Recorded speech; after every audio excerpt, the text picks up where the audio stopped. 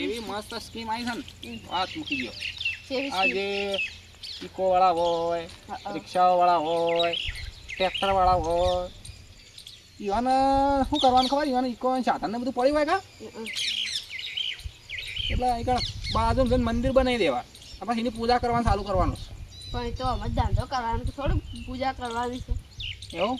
હા sorry sorry, આ હું કહેવાય ભૂલી ગયો. સોરી સોરી, દોઢું બોલવાની ટેવ છે મારે. હા તમે ટ્રેક્ટર નું કહેતા હતા, એ તો અમારે એક બાજુ છે ભાઈ. એવું? હા તો મળીને આવી વાંધો સ્કીમ થઈ ગઈ. હા થઈ ગયું. સ્કીમ એવી કરી તો ન સ્કીમ કરીશ, ડોહીની લાલચમાં સ્કીમ કરીશ. હા આપણે તે હું કહેતો હતો, આપણે હપ્તા કેટલા બાકી? 50,000 ના છે, લાખ ના છે, 25 ના, 30 ના કેટલા બાકી? 4 હપ્તા છે બાકી. એમાં નવી સ્કીમ છે. મારી વાત હોબળો કોઈ કહેતો ના પાડે. હા દીકરો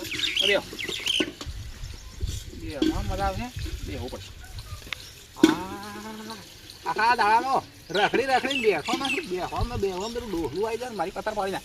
મારી વાત હોબળ, મારી વાત હોબળ નહીં. આ તો મારા જેટલી ઉંમર ના જે જેના હપ્તા બાકી હોય ને એ ભરી કાઢે ને તો એવા તો બાઈક ઇકો હોય તો એવાના પછી ટ્રેક્ટર આલુ છે તો આલી હંગાત મફત.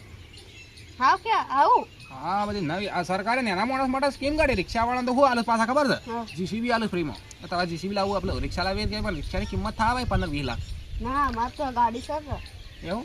કેટલા હપ્તા બાકી છે? પણ હપ્તા પહેલા ભરી દેવા પડે, એમ ના 4 હપ્તા બાકી છે. હા તો હાલતા હોય તો લઈ જાઉં. હા તે હાલ દો. હા લાવો હડો. લાવ ફોન કરવાનું નાખે. કેટલા જેટલા હપ્તો છે? 50,000 નો. 50,000 નો મને 500 રૂપિયાનો નહીં હોય ને? 50,000 નો.